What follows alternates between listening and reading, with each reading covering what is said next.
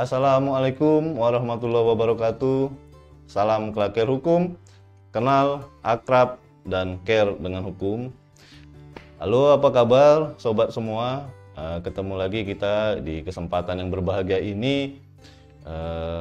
Semoga selalu diberikan kesehatan sehingga kita dapat memberikan karya yang terbaik demi bangsa dan negara Indonesia yang kita cintai.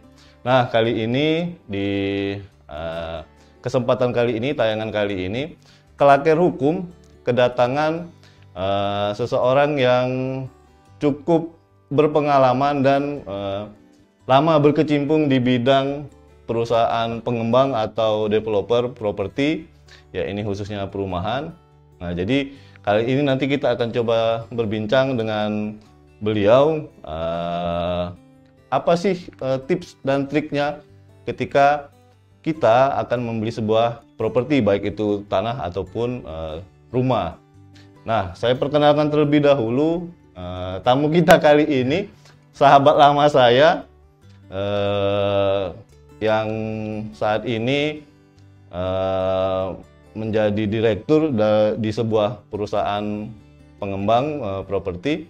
Nama lengkapnya Muhammad Junes Tradadim, SE MM, betul Kak Junes ya? MSI. MSI. Jadi, tapi sehari-hari dipanggil Junes. Junes, panggil Kak Salam Junes. kenal semuanya. Ya, jadi supaya akrab karena kita di Palembang ini Kak Junes kita panggil kakak aja, ya kan? Jadi supaya lebih akrab, kita lebih lebih santai, lebih saling mengenal. Nah, nanti kita akan coba tanya-tanya. Nah, mungkin untuk sementara Kak Junes bisa diceritakan dulu latar belakangnya, biodata singkat lah. Biodata singkat ya. Oke, pada pemirsa, pemirsa dari Klaker Hukum. Hari ini terima kasih sebelumnya kepada Abang Afgan atau Ferdian Ganesha, teman lama nih. Atas kesempatan yang sangat berbahagia dan semoga barokah dan bermanfaat ya. Amin. Bisa saling sharing dan juga bertukar pendapat, wawasan dan sebagainya. Nah, tadi udah dikenalkan, nama saya Muhammad Junes Tradadim, SEMSI. Nah, kebetulan alhamdulillah sudah dipercaya mengembang suatu perusahaan yang bergerak di bidang properti ya Bang ya. Bidang properti ini sejauh ini sebenarnya sudah berjalannya dari tahun 2017 ya. Tetapi dari tahun 2017 sampai tahun 2021 ini selalu step by step ya namanya berkembang ya Bang ya. Baik secara mempelajari secara aspek teknis, aspek legal, aspek marketing, macam-macam Bang gitu. Jadi perkenalan singkatnya dari 2017 sampai 2021 ini sudah memegang secara full administratif, kemudian legalitas. Di satu perusahaan Kak Junes ya? Satu perusahaan? Sejauh ini perusahaan itu ada beberapa macam perusahaan Bang. Tetapi kita manajemennya satu gitu. Oh berarti satu grup ya? Satu grup gitu. Jadi manajemennya satu tetapi memegang beberapa proyek. Proyek gitu. Saat ini proyek lagi di mana? Proyeknya ada di Tanjung Barangan, ada yang di Talang Jambi, ada yang di Tanjung Barangan, Talang Jambi dengan Talang Bututu. Di Kota Palembang semua ya? Kota Palembang semua. Rencana mudah-mudahan insya Allah kalau diridhoi Allah mulai tahun 2022 nanti kita mulai ekspansi. Di Porang dan di Sematang. Oh, Porang Sematang. Ada rencana ekspansi keluar Kota Palembang? Keluar Kota Palembang belum dulu untuk sementara. Tapi who knows next bakal ada. Ya, tapi kalau untuk tahun 2022 kita fokuskan dulu. Jadi masih fokus di Kota Palembang ya? Fokus di Palembang. Tapi someday we will gitu lah. Oke. Nah, baik, kita doakan semoga sukses Kak Junes. Amin. Nah, jadi itu tadi perkenalan singkat sosok Kak Junes. Nah, dari 2017 sudah berkecimpung yang memegang satu grup perusahaan pengembang atau developer. Jadi niatan saya kemarin kenapa saya mengundang Kak Junes tampil di channel YouTube Klaker Hukum ini karena memang faktanya banyak sekali terjadi di masyarakat itu sengketa understanding ataupun masih belum paham terkait legalitas ataupun kejelian untuk ketika membeli sebuah properti, baik itu rumah maupun tanah, legalitasnya masih banyak yang kita bisa katakan masih carut marut lah gitu. Jadi ternyata ketika sudah membayar, katanya juga membeli ke developer, ternyata faktanya tanah itu tidak bisa dinaikkan statusnya ke sertifikat hak milik seperti itu. Nah, jadi pada kesempatan ini mungkin saya ingin mencari ilmu lah, mungkin berbagi tips dari Kak Junes. Nah, biasanya kan kalau developer itu kan Kak, ketika akan membuat sebuah perumahan lah ya, pastikan yang paling pokok itu kan dibutuhkan adalah ketersediaan lahan atau tanah. Betul. Nah, ketika kebiasaan nih kalau dari perusahaan Kak Junes selaku developer, apa sih yang dilakukan ketika akan mencari sebuah tanah nih yang punya prospek untuk dijadikan perumahan gitu? Sisi legalitasnya seperti apa kayak gitu ya? Jadi kalau berhubungan dengan lahan itu Bang, sebenarnya banyak yang kita pikirkan, bukan aspeknya banyak sekali aspeknya. Tetapi yang terutama di awal itu pasti aspek legalnya ya, yang berhubungan dengan hukumnya juga, kepemilikan lahan itu. Jadi lahan ini kita harus pastikan betul itu kepemilikannya milik siapa. Dan berdasarkan dari surat-surat yang dimiliki oleh yang menawarkan tanah tentunya kan. Jadi tanah ini kita harus perhatikan dulu legalitasnya. Apakah sudah berbentuk SHM, surat sertifikat artinya ya. Apakah masih berupa surat pengalihan hak gitu loh, ya kan? Jadi ini harus kita teliti dulu dan kita harus cek dulu gitu. Bisa cek melalui rekan mitra seperti notaris, bisa juga kita cek langsung ke pihak badan ke kantor BPN gitu ya. Kantor BPN kan. Untuk mengetahui apakah tanah itu secara legal itu emang milik yang menawarkan atau ada tumpang tindih dua orang yang memilikinya. Kita tidak tahu kan Pak Bang ya. Jadi kita bisa pastikan dulu itu sebelum ke tindak lanjut yang lain berupa hak milik siapa atas nama ini, apakah masih hidup apa enggak gitu kan. Gitu masih ada apa tidak, itu kan harus jeli gitu. Apakah sudah turun ke berapa orang, ahli waris atau tidak, itu kelanjutannya.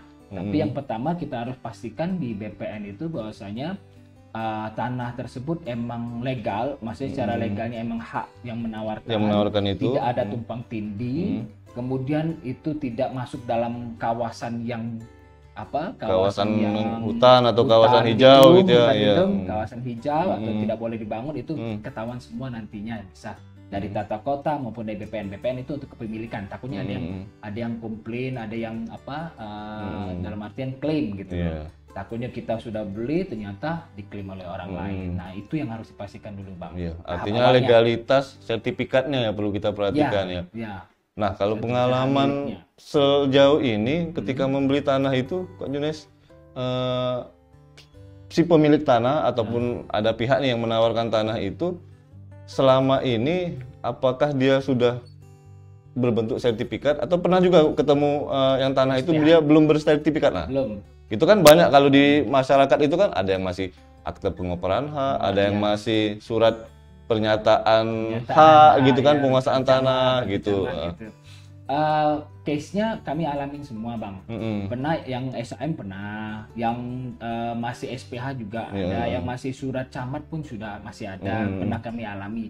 Nah, sebenarnya tidak ada masalah Bang, selagi kita bisa klarifikasi, kita bisa konfirmasi juga ke BPN-nya, bisa nanti kan kita melapor ke BPN kan ada alurnya Bang, alurnya untuk cek plot dalam arti itu kan. Artinya ketika misalkan tanah itu belum bersertifikat, masih bentuk surat pengakuan hak atau akte pengoperan hak tadi, itu bisa kita cek ya di kantor BPN ya. Bisa kita melalui prosedurnya, melalui administrasinya dan sebagainya. Nanti biasanya mereka yang akan mengecek ke lapangan. Mengecek ke lapangan, pertama melihat secara langsung mereka memiliki alatnya dan mengukur sesuai dengan surat yang dia ada, kemudian dibandingkan dengan peta besar dari BPN, punya BPN sendiri, apakah ada tumpang tindih, beririsan dengan tanah orang lain itu kan, takutnya kan beririsan dengan tetangga. Jadi akan terlihat di BPN itu apakah beririsan atau tidak. Nanti dicek lagi di lapangan. Nah, untuk mengetahui apakah betul secara fisik ada. Pertama itu, Bang. Kadang-kadang surat ada, tapi fisik nggak ada, Bang. Itu kadang-kadang suka kayak gitu juga. Jadi makanya BPN itu harus lihat betul. Jadi setelah kita cek ke BPN pasti turun. Jadi kalau saya garis bawahi, sebetulnya yang paling pokok itu kita, walaupun ada legalitasnya, baik sertifikat maupun kalau belum sertifikat, kita harus tetap pastikan ya ke BPN gitu. Dan BPN pun akan mengecek secara langsung. Karena dikhawatirkan takutnya saja kan banyak sekali sekarang ini orang membuat surat-surat gampang ya, Bang, ya. Buat surat SAM aspal gitu kan, asli tapi palsu kan. Makanya harus dicek benar secara fisik tanahnya, kemudian suratnya juga dilihat di BPN secara peta besarnya, apakah beririsan dengan tanah lain, apakah tumpang tindih, apakah ada yang klaim, apakah ada sertifikat yang double dan sebagainya. Nah, itu banyak tahapan yang memang harus diperhatikan. Artinya kalaupun tanah itu sudah bersertifikat gitu ya, kita juga harus tetap pastikan ke BPN sertifikatnya itu asli atau palsu gitu ya. Karena memang ya faktanya sih tidak bisa kita bohongin, apalagi kemarin sempat viral bahwa sertifikat itu ada, tapi ternyata orang lain punya sertifikat yang sama di lokasi yang sama, seperti itu. Tumpang tindih lah. Tumpang tindih gitu. Itu yang dikhawatirkan terjadi, Bang. Jadi kalau misalkan itu terjadi, otomatis merugikan konsumen nantinya kan, dan tentunya developer juga akan merasa dirugikan karena tumpang tindih. Apalagi kalau sudah dilakukan pembayaran dan sebagainya kan, itu kasihan, Bang. Jadi kita harus pastikan dulu lah untuk lebih ini. Emang makan waktu, tapi enak di akhirnya gitu. Betul. Daripada kita cepat tapi ujungnya bermasalah. Kita repot di depan untuk mengurus administrasi, tapi nantinya tidak ada tuntutan hukum dari pihak lain. Jadi nyaman, tentram gitu. Daripada cepat punya, tapi ternyata diklaim orang, digugat orang, malah kita habis waktu, habis biaya gitu. Nah, jadi memang yang pertama berarti kita harus pastikan legalitasnya, baik itu yang sudah bersertifikat maupun yang belum bersertifikat. Nah, kemudian nih ketika seandainya sudah kita cek legalitasnya, baik yang lahan itu atau tanah itu sudah bersertifikat maupun belum bersertifikat, tetapi faktanya memang tanah itu clear and clean nih. Aman, tidak ada sengketa, tidak dicek ya, Bang. Setelah dicek di BPN tadi. Nah, tidak ada potensi akan digugat di kemudian hari. Nah, kebiasaannya yang biasa dilakukan oleh misalnya dari developer, setelah itu apakah dari BPN tadi? Dari BPN, apakah dari developer langsung kan transaksi nih dengan si pemilik tanahnya, atau kalaupun memang transaksi, apakah cukup hanya sekedar kwitansi ataukah perlu akta tertentu gitu? Seperti apa tuh, Bang? Jadi setelah kita ketahui bahwa lahan ilegal secara legal BPN itu aman, clear and clean, selanjutnya kita tujuan kita apa nih, Bang? Kita mau jual tanah doang kah? Atau suatu saat mau dibangun rumah di atas tanah itu? Kalau misalkan emang proyeknya itu untuk perumahan, bukan untuk kebun misalnya, kita harus pastikan ke bagian tata kota selanjutnya. Oh gitu. Karena kan yang mengeluarkan izin IMB membangun, kemudian juga kalau untuk rumah tuh site plan, FS plan-nya, perizinannya, apakah masuk dalam wilayah hijau, hutan lindung kah, tidak boleh dibangun kah, dan sebagainya. Kan yang mengetahui itu kan dari tata kota ya, bukan dari BPN, Bang. Kalau BPN kan kepemilikan kan. BPN hanya keabsahan kepemilikan ya. Betul. Setelah dari BPN kita langsung ke tata kota. Nanti di tata kota melalui satu pintu tersebut, kantor satu pintu itu, nanti kita bisa maksudnya kita mengikuti alurnya. Nanti kita masukkan, mereka juga akan ngecek. Tentunya mereka akan ngecek. Mereka juga ada secara peta besarnya juga. Oh, tata kota punya ada pasti peta besar juga ya, sama kayak BPN ya. Tapi kita nggak tahu kan, developer nggak tahu kan yang karena internal dari si tata kotanya ya. Tapi nanti ketahuan dari situ, oh ternyata lahan ini bebas nih, maksudnya aman. boleh dibangun perumahan, tidak masuk kawasan hijau atau merah gitu kan. Artinya boleh diperjualbelikan. Boleh dijualbelikan dan boleh dibangun. Nah, itu yang jadi permasalahan. Nah, kalau misalnya boleh dijualbelikan, boleh dibangun, ya baru kita langsung urus perizinannya juga, Pak. Perizinannya kalau misalkan emang kita mau mau bangun perumahan ya sebagai developer kan ada perizinannya kan, surat izinnya, kemudian memenuhi syaratnya atau tidak, banjir atau tidak, kan, dan sebagainya itu kita penuhi semua, sehingga dari kepemilikan dari BPN aman, dari tata kota untuk dibangun rumah bisa, dijual belikan juga bisa, tidak masuk kawasan yang dilarang misalnya, akhirnya untuk berjualan ke pihak konsumen lebih aman lagi, Bang. Iya, betul. Itu kan. Nah, kemudian setelah dari BPN clear, dari tata kota clear, artinya memenuhi syarat. Nah, selanjutnya kan pasti transaksi nih.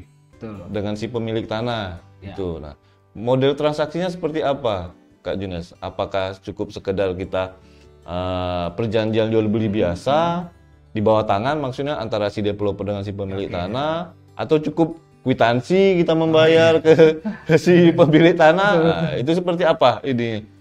Sejauh kami menjalankan bisnis perumahan ini, Bang, nggak pernah kami bawa tangan sebenarnya.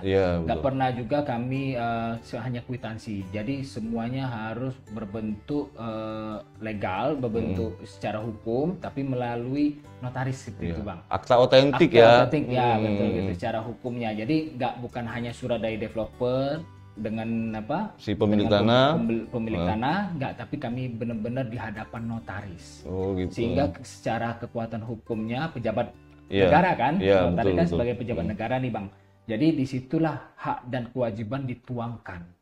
Dituangkan pasal-pasalnya, dituangkan semua berupa akte, gitu kan, Bang. Baik itu akte jual beli atau ada perikatan yang lain ya. Perikatan yang lain, pola pembayaran lah dan sebagainya. Nah, di situ kami tuangkan semua. Jadi tidak ada dusta di antara kami berdua gitu, Bang, gitu kan. Jadi kalau antara ini bisa saja saya melari atau mereka yang melari, bisa saja. Artinya dan masing-masing pihak itu dengan gampang mengingkari isi yang sudah disepakati kayak gitu. Ataupun nanti ada tuntutan pihak ketiga, si pemilik tanah tadi bisa tidak bertanggung jawab gitu kan. Bisa jadi. Makanya kalau lewat notaris kan semuanya terikat. Betul. Jadi perlu diingat Sobat Afgan bahwa sebetulnya ketika dalam sebuah transaksi jual beli tanah maupun bangunan atau rumah, itu secara regulasi negara kita itu sudah mengatur itu harus dibuat dalam sebuah akta otentik. Nah, siapa yang mengeluarkan itu? Itu yang mengeluarkan adalah namanya pejabat pembuat akta tanah. Jadi berdasarkan PP nomor 37 tahun 98 tentang pejabat pembuat akta tanah itu sebetulnya Kak Junes sudah ada. PPAT ini bertugas sebagai pejabat yang diberikan kewenangan untuk membuat akta otentik terhadap perbuatan hukum terhadap pengalihan hak atas tanah seperti itu. Jadi ketika misalkan sobat semua akan membeli sebuah tanah maupun sebuah rumah tidak dibuat di hadapan PPAT, maka sebetulnya harus lebih aware, lebih peduli, menjadi tanda tanya loh. Kira-kira kok tidak dibuat di hadapan PPAT seperti itu. Berarti kalau gini, Bang, secara hukumnya, kalau boleh bertanya ke Abang Ganesha nih, berarti kalau ada jual beli tidak di hadapan notaris, di hadapan pejabat itu berupa tanah atau bangunan, berarti bisa dicurigai dong. Betul. Tidak langsung. Walaupun secara mereka saling mengenal. Betul. Saling mengenal, tapi secara hukum nggak sah apa gimana itu? Secara hukum sih sah. Jadi mungkin perlu juga Sobat Afgan semua ketahui. Jadi akta itu kan ada dua tuh Kak Junes. Ada yang namanya akta otentik dan yang kedua akta di bawah tangan. Nah, jadi kalau akta otentik itu akta yang dikeluarkan. Akta itu surat, nama lainnya surat atau dokumen lah gitu bahasa awamnya, yang dikeluarkan oleh pejabat yang berwenang untuk itu. Nah, terkait jual beli tanah, pejabat yang berwenang untuk mengeluarkan akta otentik telah terjadinya perbuatan hukum transaksi jual beli tanah ialah PPAT.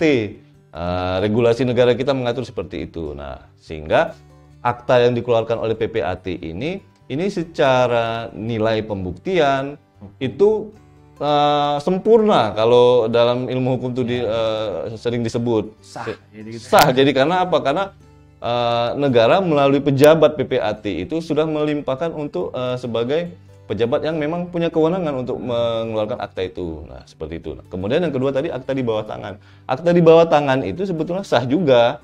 Secara hukum sah, tetapi karena akta di bawah tangan itu hanya dibuat oleh kedua pihak, antara si pemilik tanah dengan si pembeli tanah, maka sebetulnya nilai pembuktiannya itu di bawah daripada akta otentik. Nah, tidak melalui notaris. Tidak melalui pejabat yang diberikan kewenangan oleh negara tadi, kayak hanya gitu. penjual dan pembeli saja. Iya, penjual dan pembeli saja. Tanpa ada dari perwakilan negara lah, bisa dikatakan seperti itu. Seperti notaris atau PPAT gitu. Tetap sah itu. Tetap sah. Secara hukum sah, karena sepanjang untuk syarat sah perjanjian yang diatur di 1320 KUH Perdata itu terpenuhi. Nah, tetapi itu tadi ketika muncul sengketa hukum, misalkan ternyata tanah itu punya orang lain atau punya perusahaan, atau bahkan tanah itu ternyata tanah masih masuk kawasan hutan. Nah, itu nanti perjanjian akta di bawah tangan itu tadi, itu maka otomatis batal demi hukum. Karena secara logika, kalau akta otentik yang dikeluarkan PPAT pasti tidak, PPAT pasti punya daftar kan, punya register bahwa lokasi tanah di sini itu masuk kawasan hutan. Jadi PPAT nggak akan mau mengeluarkan akta otentik terhadap transaksi jual beli tanah itu. Notaris juga pasti dia saling berkoordinasi dengan BPN dengan betul, kota, betul, kan, gitu. Betul. Jadi ya itu yang membedakan Kak Junes. Jadi akta otentik dengan akta di bawah tangan. Karena juga kadang-kadang kita ini terutama masyarakat awam ya itu tadi sih mungkin pengetahuan yang masih kurang, kemudian kepedulian juga masih kurang, sehingga hal-hal yang seperti itu tuh tidak diperhatikan. Ketika sudah yang penting saya sudah buat perjanjian jual beli dengan pemilik tanah, dia sah sebagai pemilik tanah yang sah. Nanti padahal itu ketika muncul sengketa hukum kemudian, maka pembuktiannya itu yang akan tidak menguntungkan bagi si pemilik tanah. Kami mengalami konsumen beberapa konsumen seperti itu, Bang. Ada konsumen yang betul-betul dia paham hukum, jadi dikit-dikit notaris, sampai pembayaran DP pun mau notaris. DP yang cuma 2 juta misalkan, itu kan kadang-kadang ngapain mau bayar DP 2 juta kan cukup kwitansi. Tapi ada konsumen kami yang itu pun mau dinotaris. Tapi kalau dari perusahaan Kak Junes tetap pasti diakomodir itu ya, keinginan konsumen. Biaya dibebankan ke si konsumen. Ada satu konsumen kami seperti itu. Jadi biaya bikin aktenya aja sudah hampir seperti DP gitu kan. Nah, kecuali kalau pada saat yang besar mungkin di atas 50 juta dan sebagainya baru menggunakan PPAT atau notaris secara aktenya. Tapi ada juga nasabah yang mungkin terlalu khawatir, mungkin punya traumanya sendiri, Bang. Iya, bisa jadi kayak itu. Dia pernah ditipu mungkin, Bang, mungkin kan banyak klien-klien Abang juga ada yang merasa pernah ditipu dan sebagainya betul. Kan. Jadi karena mungkin dia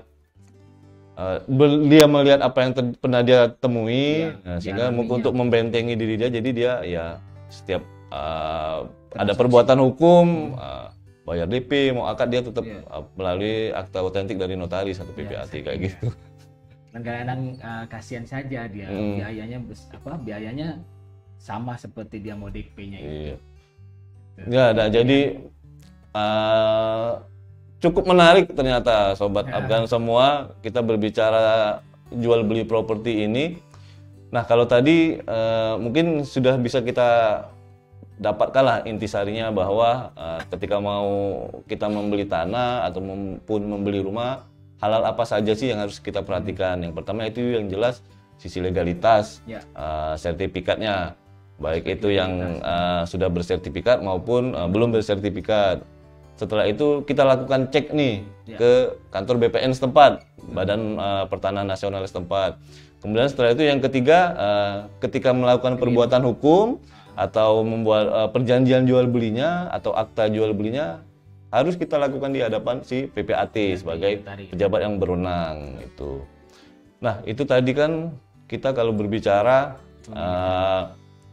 kalau dari sisi pengembang nih Kak Junes mencari tanah. Nah, sekarang kalau seandainya nih, kalau ada konsumen nih seperti saya yang akan membeli rumah atau membeli tanah kaplingan nih, ke perusahaan pengembang gitu.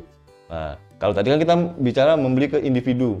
Betul. Nah, sekarang kalau seandainya kita membeli ke sebuah perusahaan pengembang atau ke developer, kira-kira apa sih yang harus dilakukan oleh si konsumen itu? Karena saya pernah dapat case, jadi si klien itu membeli tanah dengan katanya dengan developer. Nah, dengan developer. Tapi pada saat perjanjian jual beli itu ditandatangani di bawah tangan oleh si klien itu dengan si pemilik tanah, bukan dengan si developer, bukan dengan perusahaannya, perusahaan pengembang. Nah, setelah perjanjian jual beli, proses pembayaran, ya kebetulan waktu itu dia membelinya secara cicil. Nah, pembayaran itu dia angsur setiap sebulan selama 1 tahun itu, dalam setiap bulan itu pembayarannya itu langsung ke developer, bukan ke si pemilik tanah gitu. Nah, jadi kwitansinya ada lengkap secara tunai. Sekitar 1 tahun 2 tahun berikutnya ternyata di tanah yang dibeli itu tidak bisa dinaikkan statusnya atau dialihkan hak penguasaannya atau tidak bisa dinaikkan jadi sertifikat hak milik, dan informasi dari BPN bahwa di situ ternyata ada kepemilikan yang lain di atas tanah itu. Nah, jadi kira-kira kalau sebagai konsumen nih ingin membeli tanah kaplingan atau membeli sebuah rumah pengembang, apa yang harus dilakukan si konsumen itu? Gitu. Jadi kalau lihat dari kasus itu, Bang, kasihan si konsumennya kan, kasihan kurang teliti dan juga developernya tidak bertanggung jawab kalau menurut saya. Nah, jadi pengalaman kami, Bang, kalau kita menjual sebuah kaplingan, kemudian tanah ataupun bangunan rumah, itu kami harus menyiapkan semua legalitas aspek-aspek yang perlu dipercayai oleh konsumen. Salah satunya konsumen pasti bertanya, hak milik tanah ini punya developer kah atau masih tuan tanah dan sebagainya. Gitu. Ada nggak contohnya? Biasanya kalau kami lakukan pemecahan sertifikat. Jadi tahap awalnya itu kalau konsumen mau beli sertifikat itu SAM sudah pecah, berarti itu lebih yakin lagi sebenarnya. Tetapi di SAM itu kita bisa ketahui nama di dalam SAM itu apakah namanya atas nama PT perusahaan atau dia atas nama pribadi. Nah, pribadi itu SAM-nya itu pribadi itu atas nama siapa? Direktur PT itu kah? Atau masih pemilik lama. Nah, itu harus diketahui oleh konsumen. Jadi dengan cara konsumen bisa bertanya secara detail, sebenarnya PT ini ada kerjasama atau tidak dengan bank, gitu kan? Sehingga kita bisa lebih detail untuk mengetahui performa dari PT itu. Dari perusahaan pengembang itu dia ada nggak kerjasama dengan pihak bank.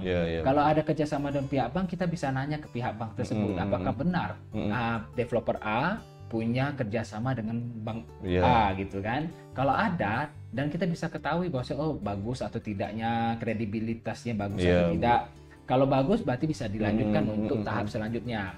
Nah, kemudian setelah kita tahu SAM-nya betul atas nama developer, itu artinya bukan atas nama pemilik lama lagi itu berarti tandanya kalau nama PT itu tandanya itu ada kerjasama dengan pihak bank. Karena kalau jual beli perusahaan yang besar itu dia ada kerjasama dengan pihak bank, itu biasanya menggunakan nama PT. Jadi sertifikat induk yang dari awal yang satu itu sudah naiknya ke pengembang nama perusahaannya, nama PT-nya gitu kan. Jadi siapapun pengganti perusahaan direksi dari si perusahaan itu, PT yang menjadi yang yang menguasai tanah itu betul. Perihal pemilik lahan dengan PT itu apakah sudah terjalin selesai kerjasama? Sebenarnya konsumen nggak mesti tahu, Pak. Bang, nggak mesti tahu. Tetapi dia bisa bertanya kepada pihak bank, kepada pihak bank sebenarnya apakah kelanjutan PT ini sudah selesai permasalahan dengan tuan tanah atau tidak gitu. Dan juga kalau misalkan nama PT berarti kan sudah tanggung jawab dari perusahaan yang akan membingungkan konsumen. Biasanya gini, Bang, yang membingungkan konsumen gini, PT-nya PT A, nama direkturnya B, nama di SAM C. Oh gitu. Dan kan?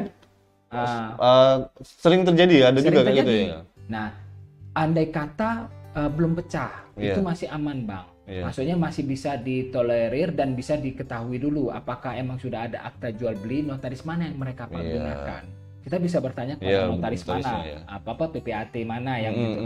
Bisa jadi emang betul nama C, perusahaan yang menjalankannya perusahaan A, kemudian direkturnya B, tapi di SIM-nya nama C. Tidak ada masalah sebenarnya. Kalau dia masih induk sebenarnya kan, masih nggak ada masalah. Tapi kita harus tanya dulu dia melakukan transaksi ini dengan notaris mana, apakah sudah dikuasai dalam tanah yang C tadi kan, yang pemilik lahan tadi.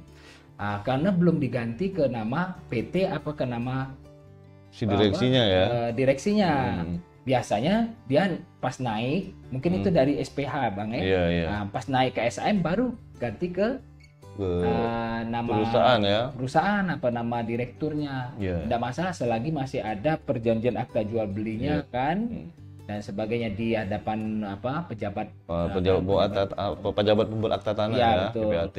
Nah jadi emang harus kalau kita nih bilang tuh harus open minded dan juga kita harus harus lebih aware lah ya, lebih aware terhadap itu, nggak bisa percaya saja. Nah kami developer kami maunya dipercaya dong Bang. Jadi tentunya kami siapkan semua itu. Jadi sertifikatnya atas nama A, sedangkan PT-nya B, pasti ditanya itu kenapa ini bukan sertifikat kok nggak nama PT ini kan? Betul. Kami akan ceritakan bahwasanya kami kerjasama dengan pihak bank dan itu prosesnya pada saat jual beli nanti langsung ganti nama, gitu kan? Karena kalau mau diganti nama semua dulu itu waktunya terlalu lama gitu Bang. Dari sisi efisiensi operasional perusahaan itu ya pertimbangannya. Kenapa nggak langsung dijadikan satu-satu gitu ya sertifikatnya. Dan juga itu dengan banknya kan ada jaminan gitu dan juga kita di cover oleh notaris. Jadi kita serahin semuanya ke notaris gitu.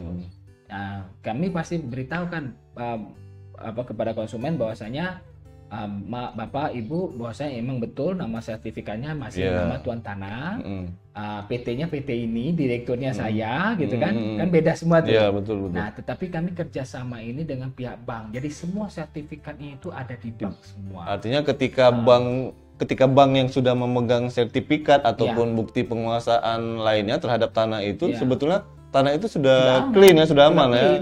Tinggal prosesnya saja. Di bank kan bank megang dan notaris yang ditunjuk oleh pihak bank. Jadi semuanya itu kita tidak bisa intervensi ke bank. Jadi memang sebenarnya sudah kebijakan dari bank ya. Iya, bank yang menentukan. Jadi bank juga tidak mau mengakatkan kalau misalkan tidak jelas.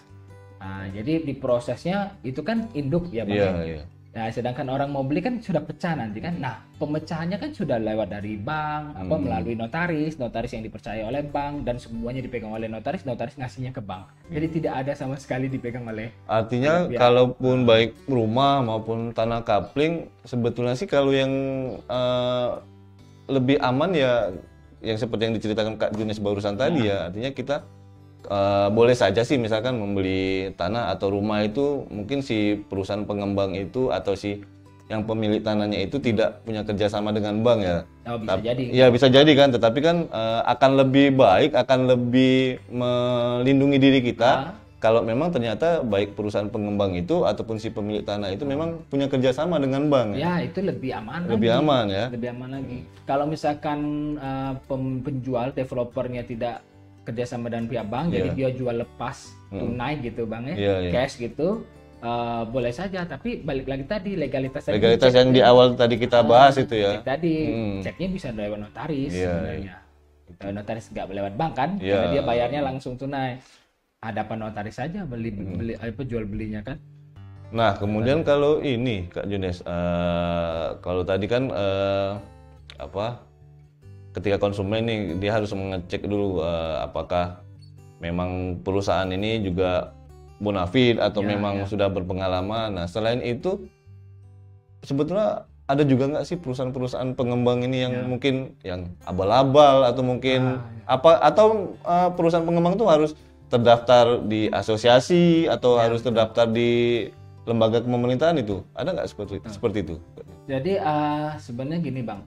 setiap perusahaan pengembang itu yang tentunya mereka memiliki legalitas legalitas perusahaannya. Baik dia jual tanah ataupun rumah ya? Iya, harus ada legalitas proyeknya legalitas perusahaannya PT. Iya. CV udah nggak bisa lagi sekarang. Oh, sekarang CV udah nggak bisa. Udah nggak bisa untuk kerjasama dan bank. Untuk kerjasama dan bank ya maksudnya kan. Jadi biasanya kalau PT itu berarti perusahaan tersebut bisa bekerja sama dan bank. Nah, untuk mengetahui apakah perusahaan PT ini pengembang ini abal-abal atau tidak, itu sangat gampang sebenarnya.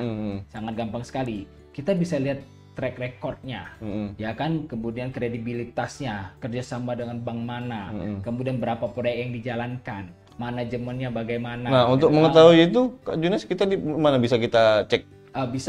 Dari konsumen itu pertama dia bisa bertanya kepada developer kerjasama dan bank mana. Oh gitu. Nah, kalau dia banyak kerjasama dan bank, kita bisa telusuri saja ke banknya masing-masing ya. Kalau disebutin oleh developernya bank A, B, C, ternyata hoax bisa jadi kan, betul. Jadi kita bisa cek ke sana, cek ke banknya apakah betul PT ini ada kerjasama. Bank kan ada daftarnya. Oh betul katanya, berarti nggak bohong dong, kan? Nah, kemudian kan kita bisa tanya ke pihak bank juga bahwa sudah berapa lama? Oh sudah dua ini, sudah dua proyek, 2 tahun lebih gitu kan? Oh berarti sudah lama tuh kerjasama. Dan akan ketahuan dari bank itu apakah kredibilitasnya bagus, apakah perusahaannya bagus, apakah dia ternyata tidak memenuhi kewajiban di bank, ketahuan semua itu. Dengan cara kita bertanya ke bank aja pasti ketahuan itu developer itu. Misalnya, oh developer itu abal-abal, nggak usah mas, kadang-kadang gitu ya. Nggak usah, oh bagus kok developernya. Artinya bank juga punya catatan tersendiri ya, track recordnya itu. Itu kalau dari ini bang, itu kalau dari apa? Dari kita ketahui, kalau dari pihak bank. Kalau dia nggak kerja sama dan bank, kita bisa lihat di ininya sebenarnya di lapangan. Nah kalau di lapangan ada nggak hubungannya ke asosiasi? Oh iya jelas, harus masuk dalam asosiasi pengembang di Indonesia, di Palembang ini. Kan kita ada asosiasi, ada RE, ada PI pengembang Indonesia, ada Himpera, ada Apersi. Gitu kan? Artinya pengembang itu boleh milih ya salah satu dari asosiasi itu, dan kita bisa mengecek kredibilitas pengembang itu dari asosiasi tadi ya. Nah, kalau nggak lewat bank, ke asosiasi bisa. Tapi biasanya kalau dia berasosiasi itu adalah syarat untuk kerjasama di bank, bang. Oh, artinya dia harus anggota asosiasi. Jadi pihak perbankan tidak mau menerima kerjasama dengan pihak developer apabila pihak developer itu tidak kerjasama menjadi salah satu anggota dari perhimpunan tadi. Itu asosiasi tadi. Ya, jadi syarat utama ya. Jadi sebetulnya kalau bisa kita garis bawahi lagi sobat semua, artinya juga kredibilitas si perusahaan pengembang itu salah satu yang menunjukkan bahwa punya kredibilitas, yaitu ya tadi terdaftar di asosiasi gitu kan, dan juga punya catatan yang baik di bank dan sudah berapa banyak sih bank yang kerjasama dengan pengembang tersebut. Karena juga kadang-kadang fakta di lapangan ya, perusahaan pengembang itu kadang-kadang sebulan kantornya di sini, nanti bulan depan kantornya di tempat lain. Nah itu. Jadi ketika muncul masalah, si yang konsumen tadi cari kantor yang di alamat pertama, sudah nggak ada, sudah pindah gitu, sudah tutup, pindah. Nah, jadi memang mau nggak mau kita sobat semua harus lebih aware, harus lebih peduli dengan aspek hukum, khususnya dalam transaksi jual beli tanah. Nah, jadi itu sebetulnya salah satu tujuan channel Klaker Hukum ini, Kak Junes. Jadi kita kenal, akrab, dan kita care, peduli dengan hukum. Nah, dan tentunya kalau misalkan mau sharing, mau kebutuhan secara hukum, bisa dibantu dong. Insya Allah. Nah, ngomong-ngomong, kantor di mana Kak Junes sekarang? Kalau kantor kita sekarang di Ruko yang di samping kantor pos. Gudang pos kayak bukan kantor pos tapi gudang pos yang di Tanjung Siapi-Api, yang letter Y, jalan letter Y yang mau ke arah Kebun Bunga. Kebun Bunga ya. Ini kantornya yang ada di Palembang, sobat Agung semua. Jadi yang ada di Kota Palembang maupun yang ada di luar Kota Palembang ingin membeli rumah, nah bisa dihubungi salah satu ke kantor Rama Trimitra ya. Nama PT Rama Trimitra Development. PT Rahmat Trimitra Development. Jadi insya Allah perusahaan pengembang yang sudah kredibilitasnya sudah nggak diragukan lagi lah kayak gitu. Ya. Nanti kapan-kapan insya Allah saya main nanti ke kantor. Boleh Bang. Mau gitu. Pesen berapa Bang? Ya. Satu lagi Bang, mungkin mau pesen juga ke teman-teman sekalian. Selain dari legal, hukum, kerjasama dengan banknya bisa ketahui, lihat juga dari manajemennya tentunya Bang. Oh gitu. Manajemen, cara berkomunikasinya, cara administratifnya, betul. Gitu. Kalau misalkan tidak, kami biasanya menganjurkan bayar jangan tunai. Oh gitu. Bayar masuk ke rekening. Rekening perusahaan. Jadi sebetulnya kalau seandainya si developer atau salah satu entah marketing, entah bagian apapun di perusahaan itu, kalau dia minta tunai dibayarkan ke si yang bersangkutan itu, sebetulnya kita harus ini juga ya, waspada juga, khawatir ya. Ya kecuali kalau banyak uang ya. Tapi kalau kalau 500.000 atau sejuta mungkin masih bisa lah kwitansi bagi materai dan sebagainya. Tetapi kalau sudah besar jangan tunai. Bagusnya secara dan perusahaan pengembang pasti menyarankan di setor via rekening bank ya. Gitu. Nggak ada transaksi tunai ya. Ada recordnya, ketahuan ada beritanya gitu. Jadi bisa sebagai bukti kuat itu Bang. Iya. Gitu. Nah, kayaknya cukup mencerahkan Kak Junes apa yang disampaikan kali ini. Jadi ternyata ya kembali lagi kita sebagai konsumen yang ingin membeli tanah, membeli rumah ataupun properti apapun, ya kita harus lebih aware, lebih peduli dengan aspek hukumnya dan juga tidak sembarangan melakukan transaksi dengan pihak-pihak tertentu maupun perusahaan pengembang yang kita tidak tahu kredibilitasnya. Nah, jadi terima kasih banyak Kak Junes, informasinya sangat mencerahkan, semoga bermanfaat untuk kita semua. Nanti kapan-kapan kalau ada waktu mungkin kita bisa bincang-bincang lagi. Siap, diundang di channel saya ini gitu. Terima kasih Kak Junes. Ya, nanti kalau ada case-case gitu kita bisa bahas di channel ini supaya masyarakat ataupun bertambah wawasannya sehingga hukum itu menjadi budaya dan kita tidak terkena permasalahan hukum di kemudian hari. Itu sekali lagi Kak Junes, terima kasih atas kehadirannya. Sukses untuk karirnya. Siap. Itu salam untuk keluarga. Nah, baiklah Sobat Afgan, tayangan kita kali ini sangat mencerahkan.